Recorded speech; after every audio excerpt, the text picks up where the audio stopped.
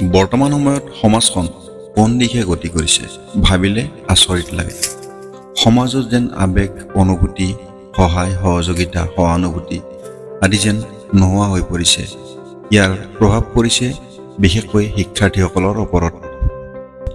আজি এই ভিডিঅ'টোত এটা কাহিনী ক'বলৈ লৈছোঁ, যিটো কাহিনীয়ে শিক্ষাৰ্থীসকলক তেওঁলোকৰ আবেগ, অনুভূতি অধ্যৱসায় আৰু লগতে নিজৰ লক্ষ্য প্ৰাপ্ত কৰাৰ ক্ষেত্ৰত কঠোৰ পৰিশ্ৰম আৰু সংকল্পৰ মূল্যৰ ওপৰত নীতি শিক্ষা পাব এই কাহিনীটোত। ইয়াৰ উপৰিও এই শিক্ষাৰ্থীসকলক তেওঁলোকৰ সহকৰ্মীসকলৰ প্ৰচেষ্টাক স্বীকৃতি আৰু প্ৰশংসা কৰিবলৈ উৎসাহিত কৰি নম্ৰতা আৰু সহানুভূতিৰ ওপৰত শিক্ষা দিব। লগতে এক সহায়ক আৰু যত্নশীল পৰিৱেশ গঢ়ি তুলি সকলোৰে অৱদানক মূল্য দিয়াৰ শিক্ষা দিয়া হৈছে এই কাহিনীটোত। তেনেহ'লে আহক কাহিনীটো ভালদৰে শুনি লওক। আশা কৰোঁ ভিডিঅ'টো শেষলৈকে চাব। পেঞ্চিল। এই কাহিনীটোৰ শিৰোনাম হ'ল পেঞ্চিল।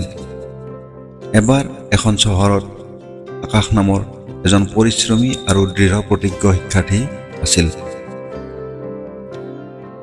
আকাশে শিক্ষাৰ প্ৰতি উৎসাহী আছিল আৰু এজন সফল শিল্পী হোৱাৰ আকাংক্ষা কৰিছিল।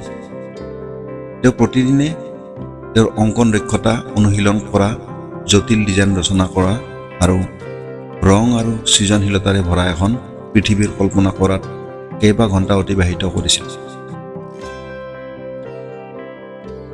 এদিন আকাশৰ শিক্ষকে এটা কলা প্ৰতিযোগিতাৰ কথা ঘোষণা কৰিছিল আৰু বিজয়জনে বিশেষ পুৰস্কাৰ লাভ কৰিব। পুৰস্কাৰটো দিছিল উচ্চ মানদণ্ডৰ পেঞ্চিল, ব্ৰাছ আৰু পেইণ্টেৰে ভৰ্তি এজন শিল্পীৰ টুলকিট। শিল্পীত্ব বঢ়াবলৈ নতুন সঁজুলি পোৱাৰ কল্পনাত উৎসাহিত হৈ আকাশে প্ৰতিযোগিতাখনত অংশগ্ৰহণ কৰাৰ সিদ্ধান্ত লয়। কেইবা সপ্তাহ ধৰি আকাশে তেওঁৰ প্ৰাণ ঢালি এক উৎকৃষ্ট ছবি তৈয়াৰ কৰাত লাগিছিল। তেওঁৰ সৃষ্টিত সন্তুষ্ট নোহোৱালৈকে অতি সতৰ্কতাৰে স্কেচ মচি পেলাইছিল আৰু পুনৰ স্কেচ অংকন কৰিছিল। অৱশেষত প্ৰতিযোগিতাৰ দিন আহিল আৰু আকাশে আন কেইবাজনো প্ৰতিভাশালী শিক্ষাৰ্থীৰ সৈতে আগ্ৰহেৰে তেওঁৰ শিল্পকৰ্ম শিক্ষকৰ ওচৰত জমা দিলে। দিনবোৰ পাৰ হৈ যোৱাৰ লগে লগে আকাশে তেওঁৰ উত্তেজনা আৰু উদ্বেগ ধৰি ৰাখিব নোৱাৰিলে। তেওঁ ভাবি আছিল যে তেওঁৰ কঠোৰ পৰিশ্ৰম আৰু নিষ্ঠাৰ ফল পাব। যেতিয়া ফলাফলৰ দিন আহিল, গোটেই বিদ্যালয়খন উশাহ নিশাহ বন্ধ হৈ পৰাৰ নিচিনা হৈছিল আৰু সকলোবোৰ ছাত্ৰ ছাত্ৰী প্ৰেক্ষাগৃহত একত্ৰিত হ'ল। কলাৰ শিক্ষকজনে মঞ্চ তৈয়াৰ কৰিছিল আৰু বিজয়ীসকলক ঘোষণা কৰিবলৈ আৰম্ভ কৰিলে।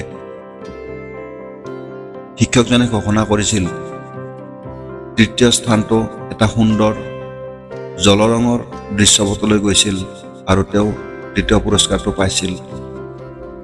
আৰু দ্বিতীয় পুৰস্কাৰটো আছিল অতি আকৰ্ষণীয় এটা প্ৰাকৃতিক দৃশ্যৰ পাইছিল দ্বিতীয় পুৰস্কাৰটো।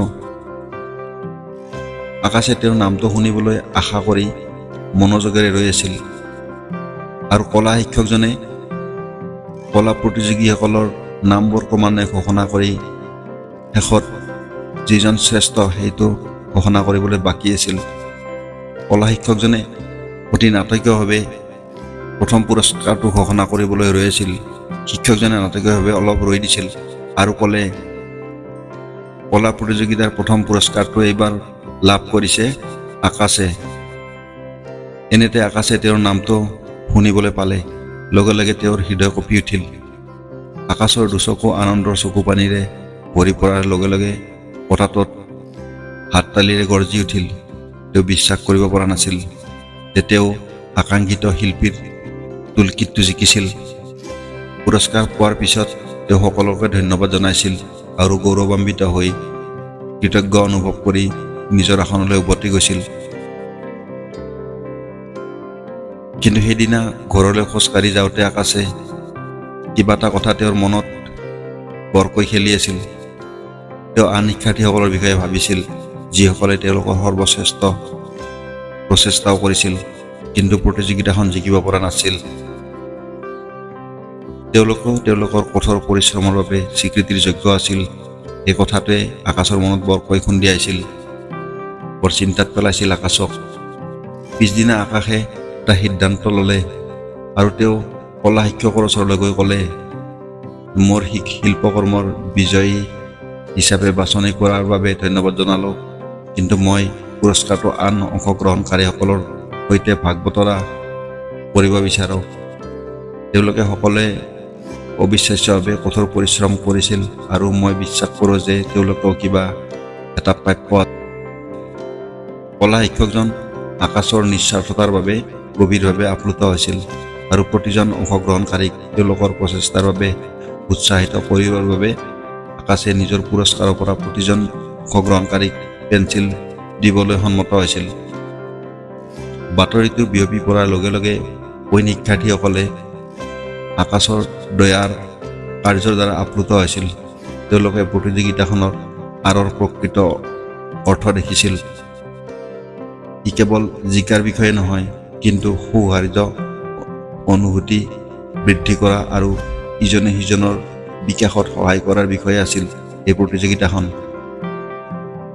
সেই দিনাৰ পৰাই বিদ্যালয়খন এক ঠাই হৈ পৰিছিল য'ত শিক্ষাৰ্থীসকলে কেৱল তেওঁলোকৰ ব্যক্তিগত কামত উৎকৃষ্টতা অৰ্জন কৰাই নহয়, লগতে ইজনে সিজনক উৎসাহিত আৰু উন্নত কৰিছিল।